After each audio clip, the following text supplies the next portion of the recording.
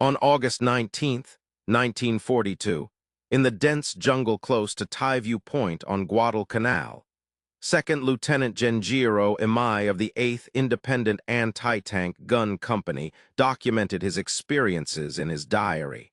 His observations reflected the surprise and shock felt by many Japanese soldiers when they encountered American forces. Along with 916 other soldiers under Colonel Keanu Echiki's command, Imai had arrived from destroyers during a nighttime insertion.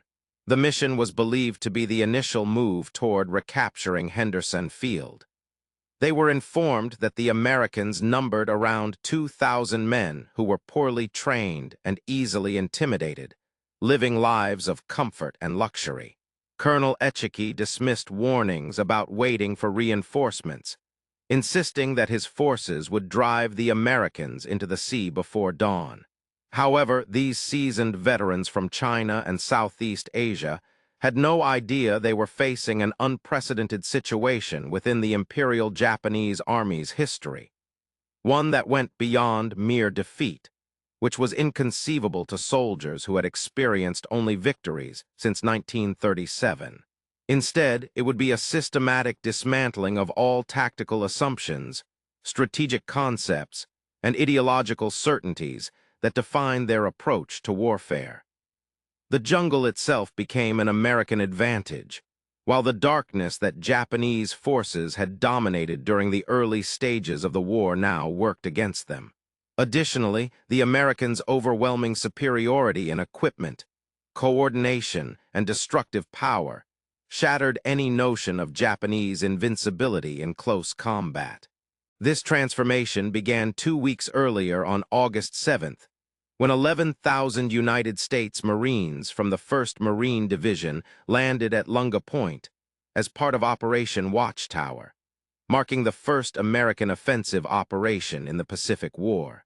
The mission's objective seemed simple on paper: seize the nearly completed Japanese airfield, establish a defensive perimeter, and hold it until relieved. In reality, they were embarking upon what would become one of the longest and most brutal campaigns in Marine Corps history, fought under conditions that pushed human endurance to its limits. Guadalcanal was a harsh tropical environment stretching 90 miles long and 25 miles wide, with mountains reaching up to 8,000 feet into perpetual clouds dominating the island's interior.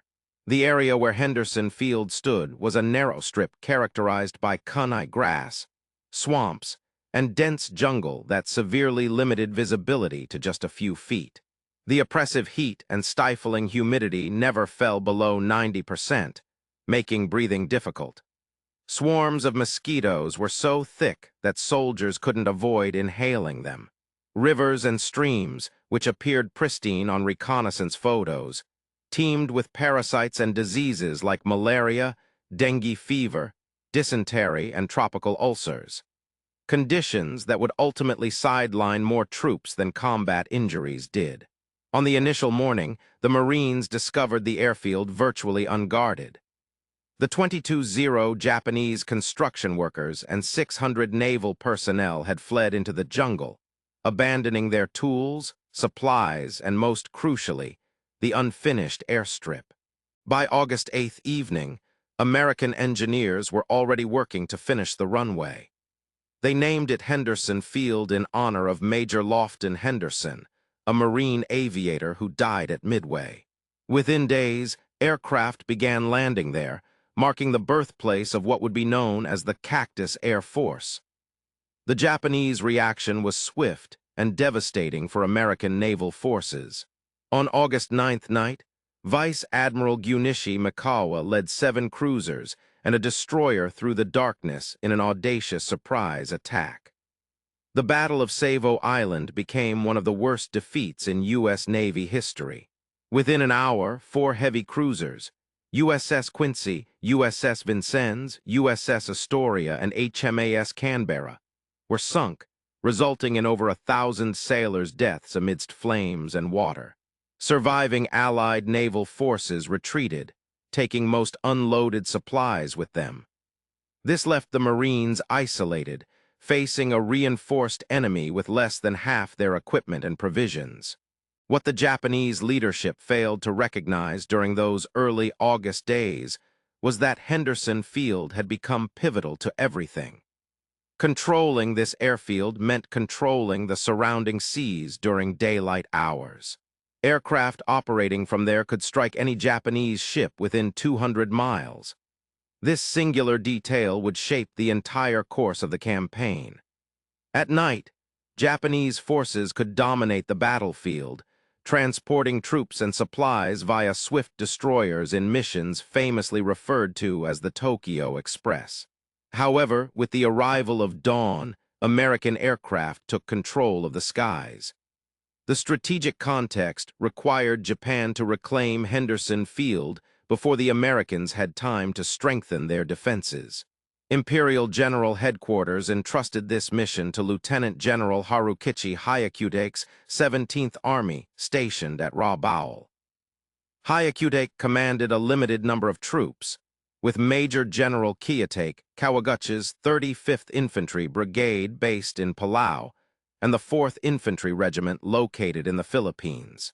The nearest unit was Colonel Ikeki's 28th Infantry Regiment, initially positioned near Guam for an operation to Midway that had been canceled after Japan's naval defeat in June.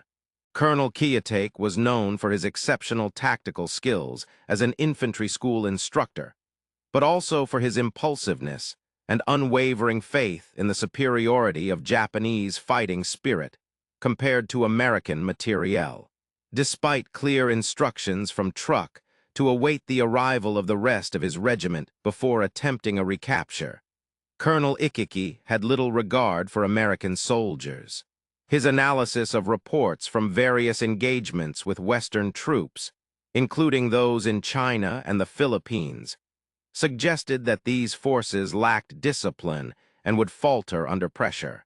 He believed Japanese warriors were unmatched in close combat. On August 18th, 6 destroyers transported a first wave of 917 men from Ikeki's unit to Teivu Point, situated about 15 miles east of the American perimeter. The landing proceeded without detection by any American forces. Once on shore, Ikeki dispatched reconnaissance teams to evaluate enemy strength and defensive layout. This was an ordinary tactical choice that would ultimately be disastrous. On August 19th, a patrol from Company A, part of the 1st Battalion of the 1st Marines led by Captain Charles Brush, encountered Japanese soldiers while moving along the coastal path toward Coley Point. The two groups engaged in a fierce and brief firefight, resulting in the deaths of 31 enemy combatants and the capture of documents that exposed the substantial presence of Japanese forces in the vicinity. More crucially, these captured papers indicated that the Japanese had grossly underestimated American capabilities. Captain Brush swiftly returned to the perimeter with this intelligence.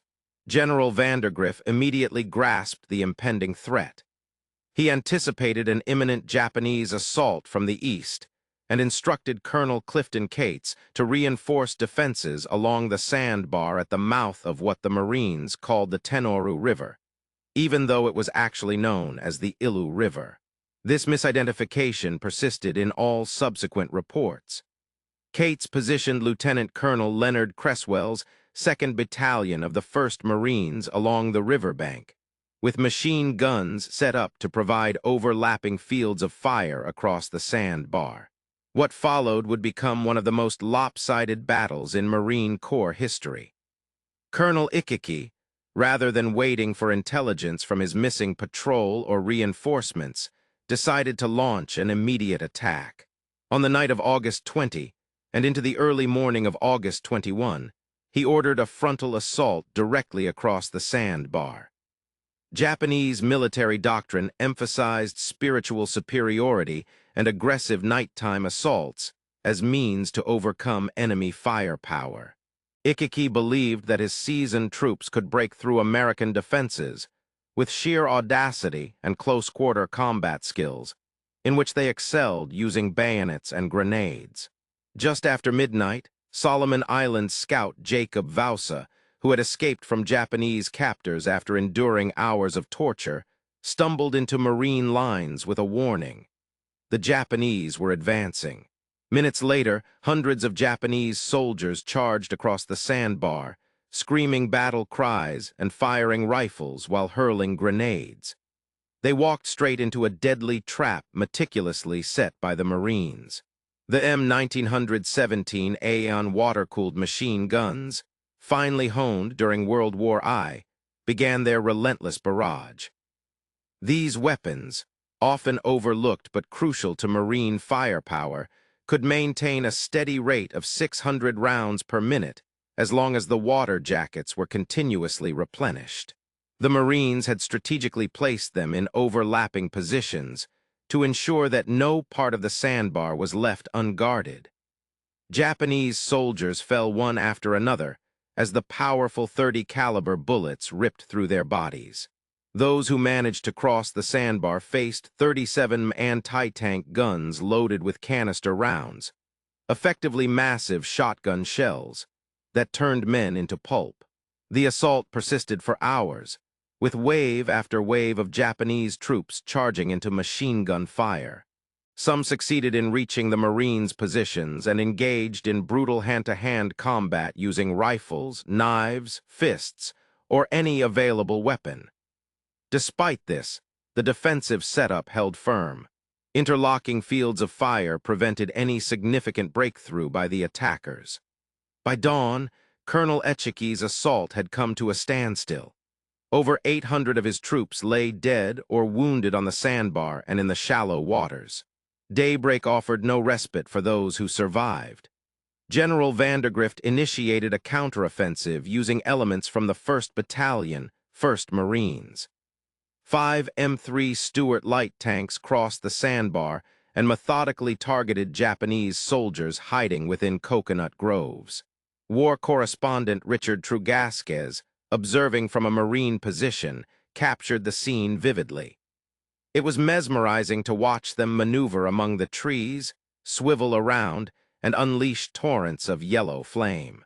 We were unaware there were so many Japanese entrenched in the grove. One group after another was eliminated by tank canister shells throughout the day. By early afternoon on August 21st, the battle for Tanaru concluded. Out of the initial 917 Japanese troops who landed at Teivu Point, roughly 800 were killed.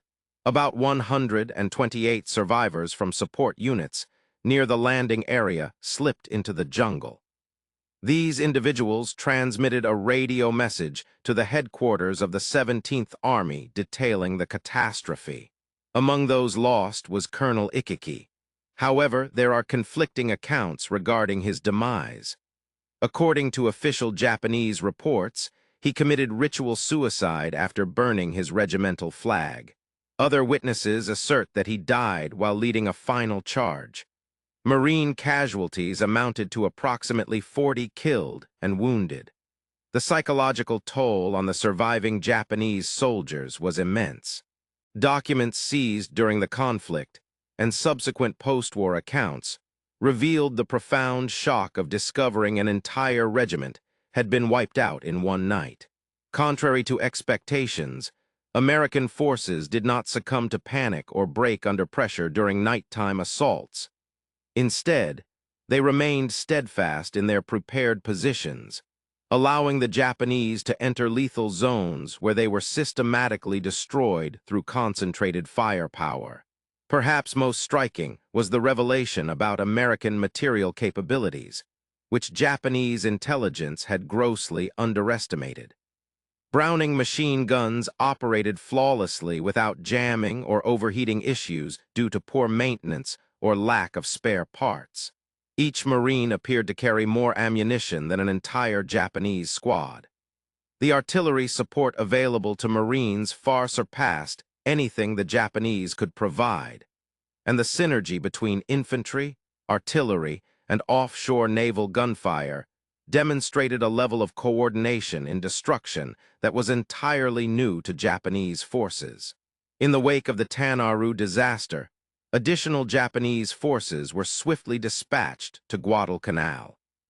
Admiral Isoroku Yamamoto orchestrated a significant naval operation aimed at supporting another attempt to reclaim Henderson Field.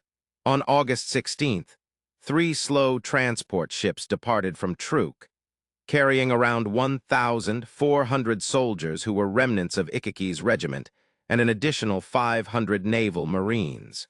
Following substantial damage inflicted during the naval battle in the Eastern Solomons on one of these transports, Japanese leadership decided to cease using slow-moving vessels entirely.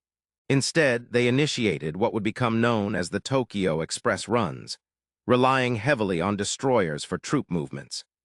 Between August 29th and September 4th, numerous destroyers and light cruisers transported almost 5,000 troops from Major General Kawaguchi's 35th Infantry Brigade to Taiview Point. The Tokyo Express proved exceptionally effective in moving personnel rapidly.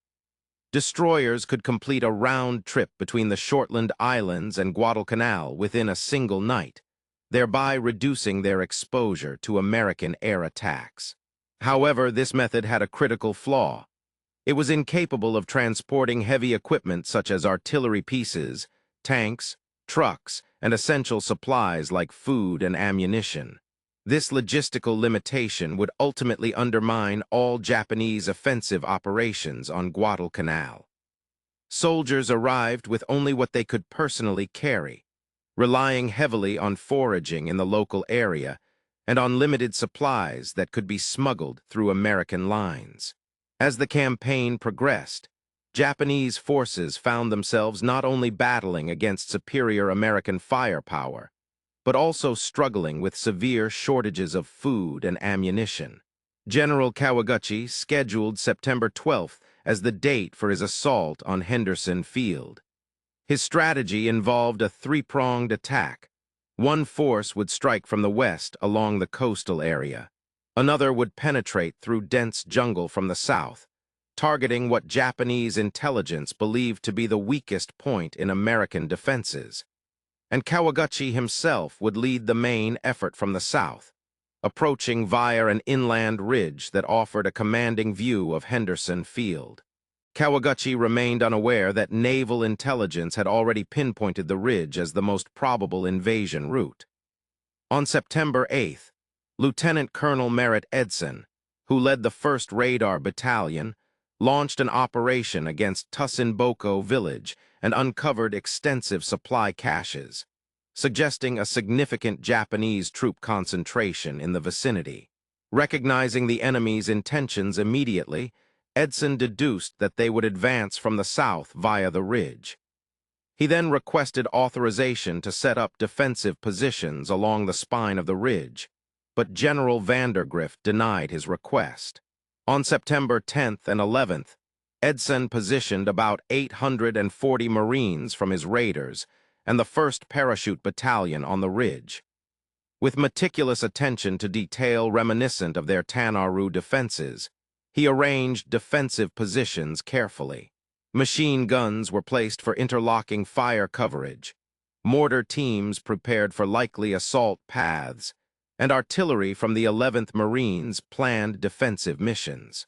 Every possible advantage of the terrain and firepower was meticulously analyzed and put into action.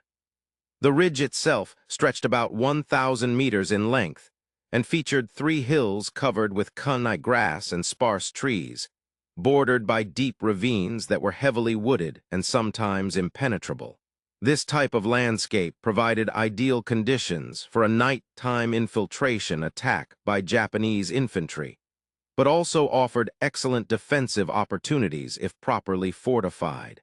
On the night of September 12th, Kawaguchi commenced his offensive. In contrast to Ikeki's direct assault, this was a more intricate operation involving small units infiltrating through the ravines, flanking both sides of the ridge in an attempt to encircle American forces. They sought out any weak points in the defenses. Upon discovering their presence, larger enemy units began making concentrated efforts to breach the defenses. The combat was brutal and disorganized. In the dark, Marines occasionally found themselves embroiled in close-quarters battles with infiltrating Japanese troops who had crept within grenade range. However, the defensive measures proved effective. When Japanese forces gathered for breakthrough attempts, Marine mortars and artillery decimated them. The 11th Marines fired over 2,000 rounds throughout the night, launching high-explosive shells so close to their own positions that friendly troops were injured by shrapnel. Machine gunners kept up a relentless barrage until their weapons overheated in the darkness. Individual Marines fought with whatever they could find, from rifles and pistols to knives and entrenching tools. Sergeant Major Jacob Vaza, who had earlier warned about the Tenoru attack, moved through the lines encouraging his comrades and identifying Japanese infiltration routes. Meanwhile, Sergeant John Basilone manned a crucial machine gun position during the defense. After his crew was killed or wounded, Basilone continued firing alone, repelling successive waves of enemy assaults. His actions that night would earn him the Medal of Honor. 2 Marines received the Medal of Honor for their efforts at Edson's Ridge, while another 19 were awarded the Navy Cross. As dawn broke on September 13, the Japanese assault had failed to penetrate the Marine lines, but Kawaguchi still had additional troops ready to renew the attack the following night. Edson withdrew his forces to the center of the ridge, consolidating them there. General Vandegrift dispatched reinforcements, bringing the total number of defenders to around 25,000 men. The Japanese would attempt another assault, this time facing even stronger defensive positions and more concentrated firepower from the Marines. The second night's fighting was even more ferocious than the first. Kawaguchi launched repeated charges with his remaining forces in desperate attempts to break through before American reinforcements reinforced their position beyond reach. Hundreds of Japanese soldiers perished under a relentless barrage of machine gun fire. Several assaults came within just 50 yards of Edson's command post before being halted. During one particularly dire moment, Edson personally picked up a rifle and joined the frontline fighters. Despite this, American firepower and meticulous defensive planning ultimately prevailed. By September 14 at dawn, Kawaguchi's offensive had utterly crumbled. The Japanese suffered immense casualties. Roughly 830 to 850 soldiers perished on or near Edson's Ridge. Marine losses amounted to about 104 killed and over 200 wounded within the Raider and Parachute battalions. This ridge would forever be remembered as Bloody Ridge or Edson's Ridge, a testament to the efficacy of American defensive strategies.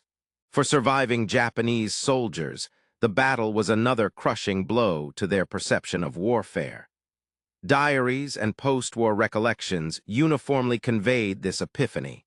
Instead of facing enemy infantry in darkness where their training and spirit would triumph, they encountered concentrated artillery, machine guns, and mortars that surpassed their capabilities. American commanders anticipated the Japanese advance, setting up deadly kill zones.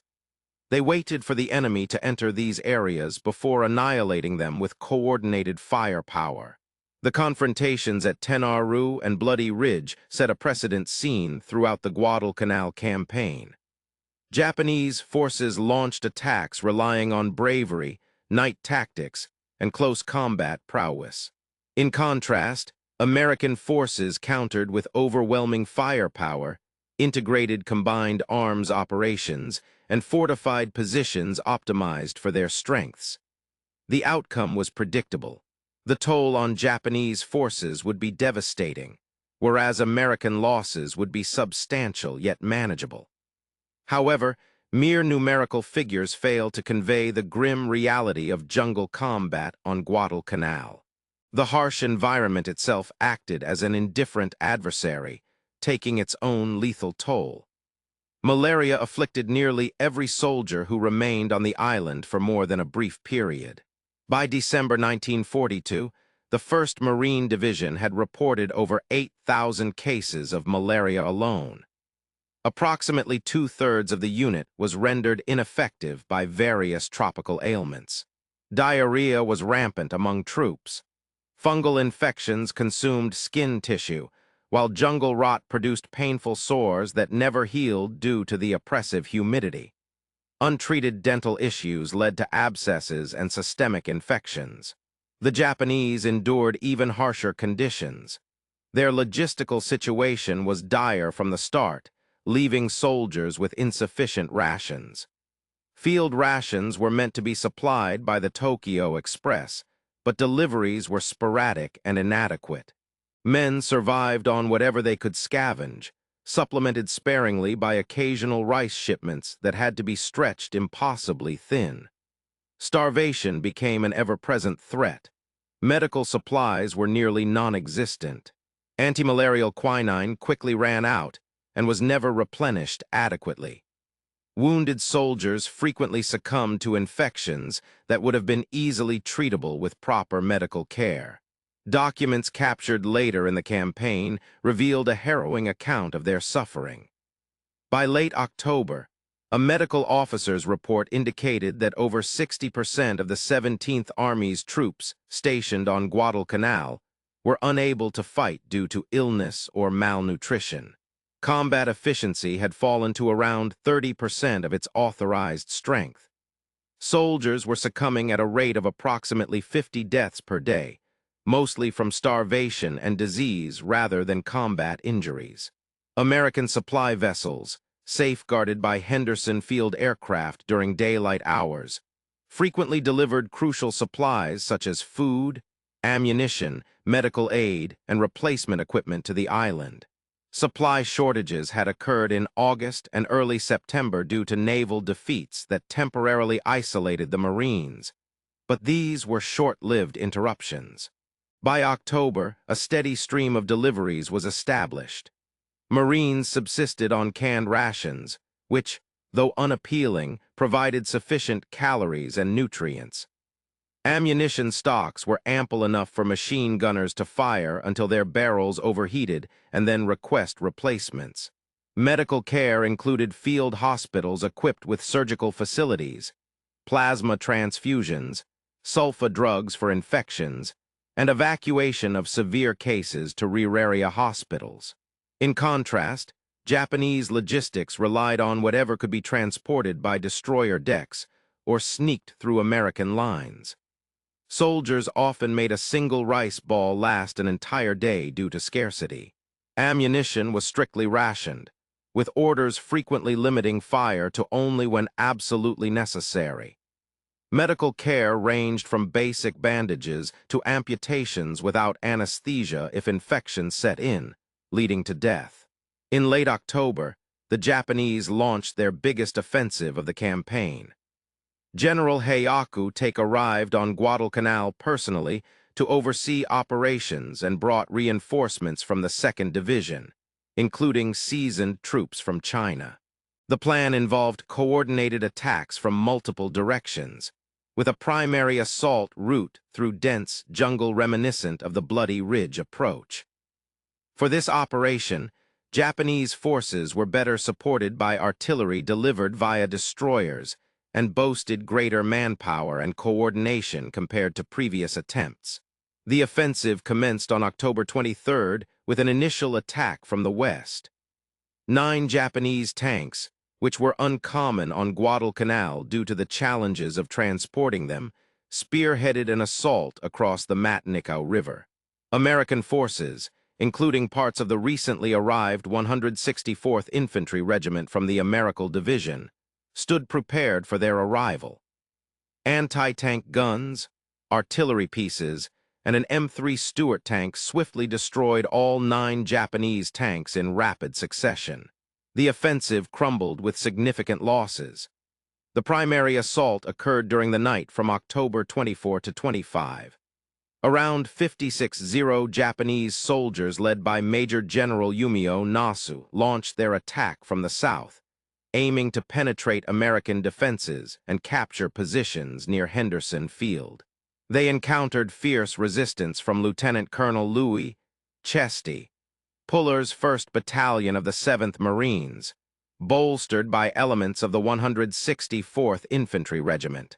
This night battle is celebrated as a pivotal moment in Marine Corps lore. Throughout the evening, Japanese troops launched wave after wave of attacks. Individual breaches were swiftly sealed off by immediate counterattacks. Machine gunners continued firing until their weapons jammed or overheated. Then they switched to rifles and kept fighting. The 11th Marines artillery fired devastatingly close missions, landing shells mere yards from Marine positions. Nearby, the battleship USS Washington was poised to offer naval gunfire support if needed. At a crucial point in the battle, only one Marine battalion stood between the Japanese forces and Henderson Field. Yet these Marines held their ground without faltering. Sergeant John Basilone, who had previously distinguished himself at Bloody Ridge, played a critical role in defending against the enemy onslaught. When ammunition for his machine gun section ran low, Basilone personally carried more through heavy fire to ensure continuous operation of the guns. He repaired damaged weapons under direct enemy fire and led counterattacks with a .45 caliber pistol when one position was overrun. By daybreak on October 25, General Nasu lay dead, killed by machine gun fire during one of the night battles, and the Japanese offensive had been decisively repelled. Over 2,000 Japanese soldiers perished in their efforts to break through the American defenses. The American losses amounted to several hundred killed and wounded, though they were considered manageable. October 1942 was a pivotal month for naval battles near Guadalcanal, with significant engagements that altered the power dynamics in the region. The four-day Battle of Guadalcanal, fought from November 12th to 15th, featured some of the most intense surface combat ever witnessed. During a chaotic night engagement on November 13th, American cruisers and destroyers confronted a Japanese bombardment force that included the battleships Hai and Kirishima. Rear Admirals Daniel Callahan and Norman Scott were killed in this fighting, making them the only two American flag officers to perish in surface engagements during World War II. The Americans suffered losses of 2 light cruisers and 4 destroyers. However, 3 more destroyers sustained damage. Meanwhile, the Japanese lost the battleship Hai, which was rendered immobile overnight and later sunk by aircraft. The following night, from November 14th to 15th, the battleship Kirishima attempted another bombardment, but was intercepted by the USS Washington and USS South Dakota.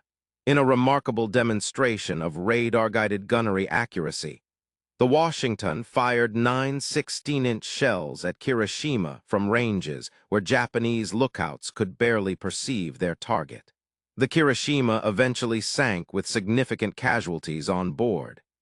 Additionally, American aircraft and surface ships destroyed a Japanese convoy trying to land elements of the 38th Division along with heavy equipment.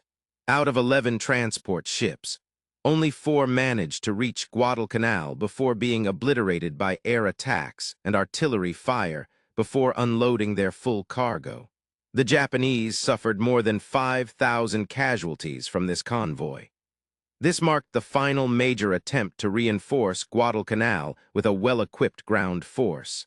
For Japanese troops already stationed on the island, November signaled the start of their decline. They had anticipated reinforcements and resupply missions, but instead discovered that naval battles were failing, convoys were being annihilated, and no further assistance was forthcoming. Rations were further reduced for soldiers who were already starving, with orders to survive on even less food. Medical supplies had dwindled to nothingness, leaving doctors helpless as they watched the sick and injured fill up makeshift hospitals. Captured Japanese diaries from this time revealed a slow disintegration of their forces. Entries detailed meager rations, reduced to just 1 rice ball daily, and rampant disease spreading throughout the ranks. Soldiers often burned bodies when they had enough strength to do so. The realization that no further supplies were forthcoming set in, leading to dire conditions where men resorted to eating grass and bark, with some succumbing to poisonings from harmful plants, their bodies deteriorating into gaunt, emaciated forms. By December, the Japanese command at Rabaul decided on an evacuation of Guadalcanal. Although they couldn't admit defeat publicly, privately they acknowledged that continuing would result in the complete annihilation of the 17th Army. Around 11,000 Japanese soldiers remained on the island, down from a peak of about 36,000. Of these, only around 7,000 were healthy enough to walk. The rest were sick, wounded, or too weak from starvation to move much at all. Operation K, which aimed to withdraw troops via destroyer runs reminiscent of the Tokyo Express strategy, proved one of Japan's most successful operations during World War II. Over 3 nights in early February 1943, Japanese naval forces managed to extract approximately 10,652 men. This feat was remarkable given the challenging circumstances, but could not mask the enormity of their defeat on Guadalcanal.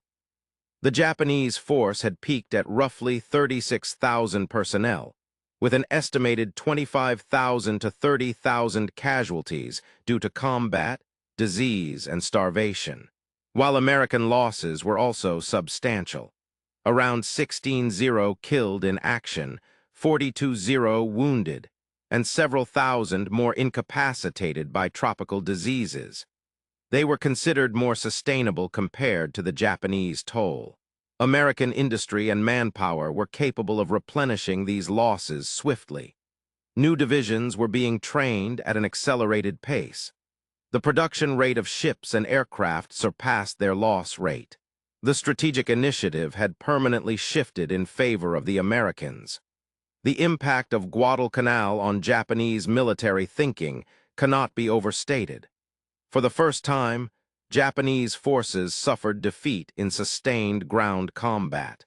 Every offensive effort failed, and every application of traditional tactical doctrine led to severe casualties. Realizing that American forces were not only materially superior, but also tactically proficient, well-led, and resilient under harsh conditions debunked pre-war assumptions. Surviving Japanese officers who later wrote memoirs or gave interviews after the war consistently highlighted several key points. First, they had severely underestimated the fighting abilities of American troops. Second, the difference in equipment and supplies was much greater than intelligence reports indicated. Third, Japanese logistics were insufficient for sustained operations against an opponent that controlled both sea and air. Fourth, spiritual power and tactical skill alone could not overcome systematic disadvantages in firepower and resources. Post-war accounts from Japanese veterans revealed a consistent evaluation. They believed they were superior warriors who trained rigorously, accepted death more readily, mastered night fighting and close combat.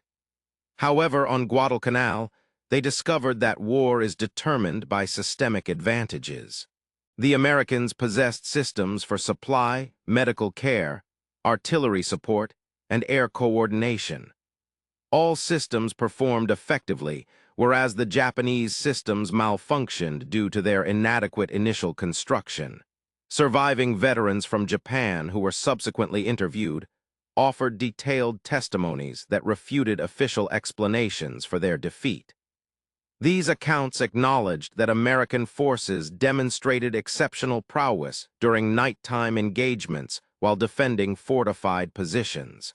The Japanese admitted that despite enduring malaria, dysentery, and other harsh conditions, the Americans maintained a high level of combat readiness thanks to robust logistical support.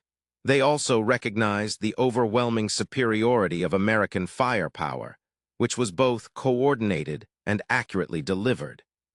In one instance, an individual American battalion wielded more effective firepower than an entire Japanese regiment. The technological edge held by the Americans played a crucial role in their success.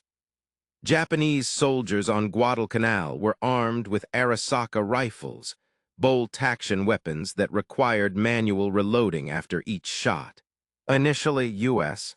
Marines used M19-3 Springfield rifles, which were also bolt-action, but they quickly transitioned to the semi-automatic Moen Garand as supplies became available.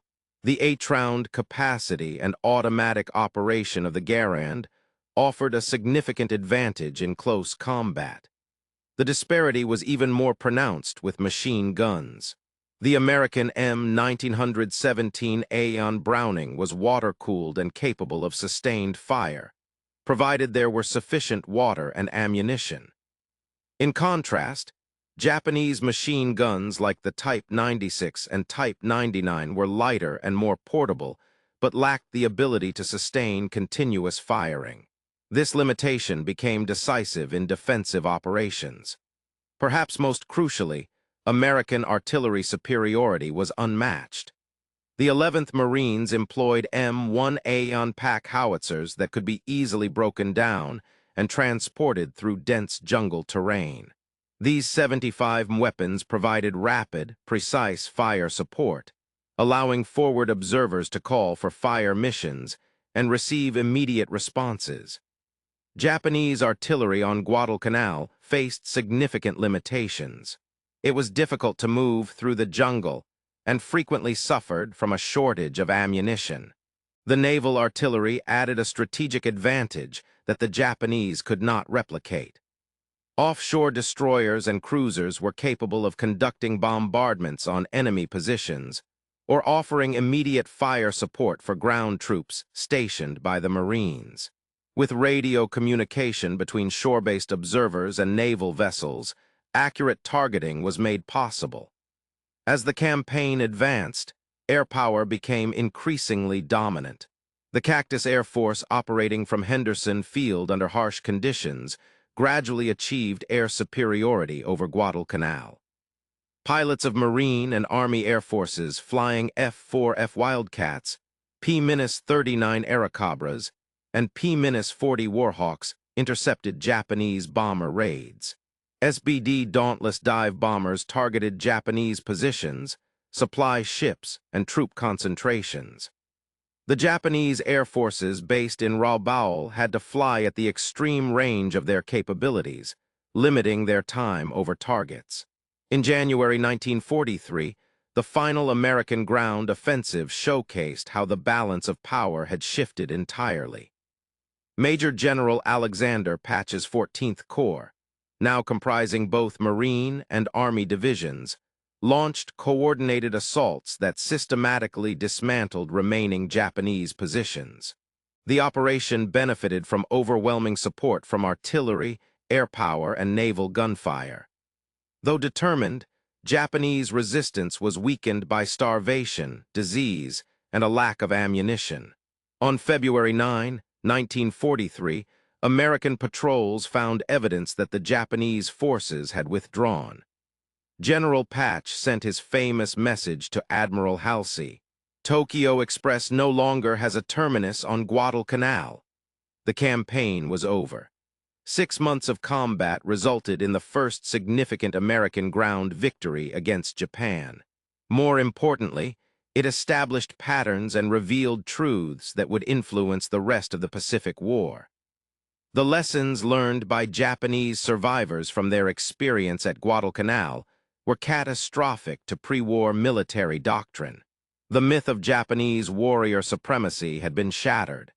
Personal bravery and tactical prowess proved insufficient against systemic disadvantages. Night raids and close-quarters combat, which had been hallmarks of Japanese success in China, failed to penetrate American defensive lines effectively. Adequate supply chains and logistics were essential for sustained engagement rather than secondary considerations. Air and naval dominance dictated the outcomes on land.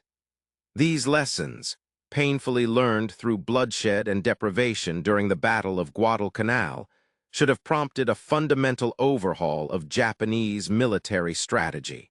Some officers recognized this need. Colonel Masanobu Tsugi, who visited Guadalcanal as part of his duties, later wrote that Japan had to fundamentally reassess its approach.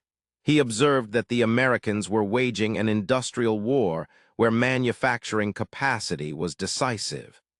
Given America's vast production capabilities, Japan could not hope to prevail in such a conflict. However, Japanese military tradition, steeped in centuries-old practices and recent triumphs, found it difficult to embrace these radical changes. The official explanation for the defeat on Guadalcanal emphasized shortages, naval setbacks, and the unexpected resilience of American defenses. It failed to acknowledge that the very doctrine guiding Japanese tactics was flawed. This became evident when the methods that had served Japan well against Chinese forces were rendered obsolete by a modern industrial adversary.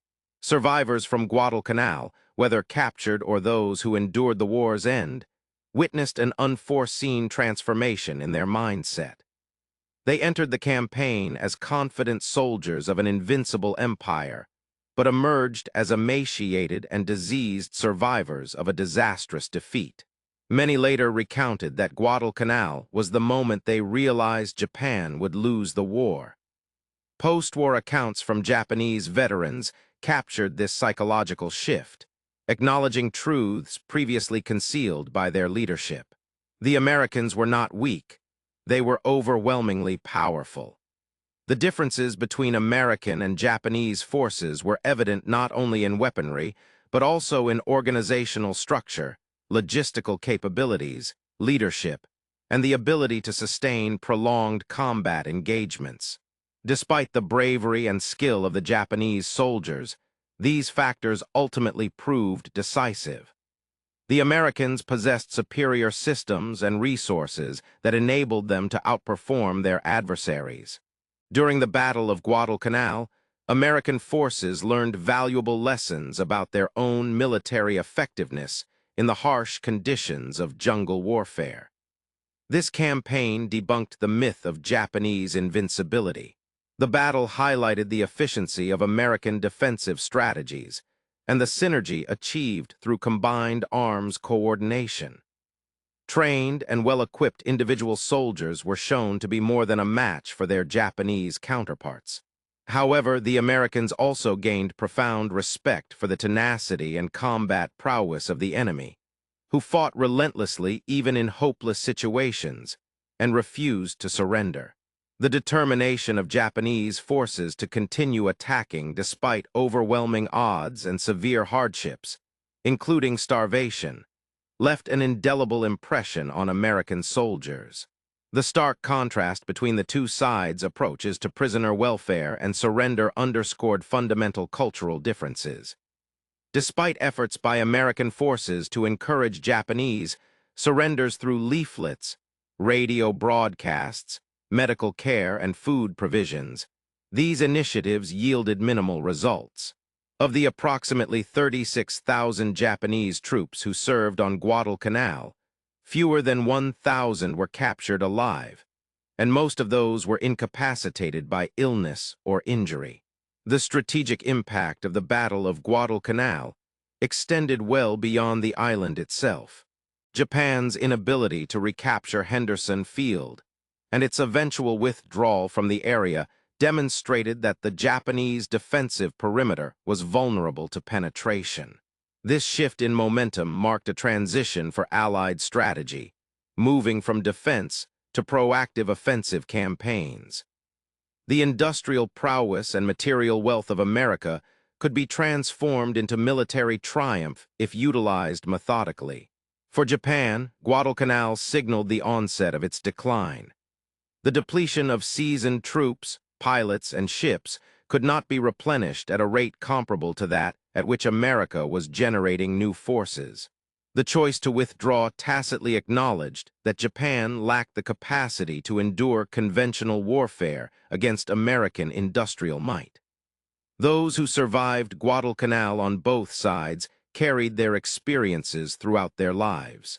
American Marines and soldiers who endured the campaign became nuclei for new units, sharing invaluable lessons about jungle combat, defensive strategies, and coordinated operations among different arms of service. The 1st Marine Division was evacuated from Guadalcanal in December 1942 and needed months to recuperate before returning to battle. Japanese survivors faced an even bleaker fate. Those who were evacuated during Operation K were redeployed across various units throughout the Pacific, burdened with the psychological impact of defeat and the realization that American forces surpassed pre-war propaganda claims. Many would perish in subsequent engagements as Japan's strategic situation continued to deteriorate. Guadalcanal itself bore the marks of 6 months of intense fighting for decades after the conflict.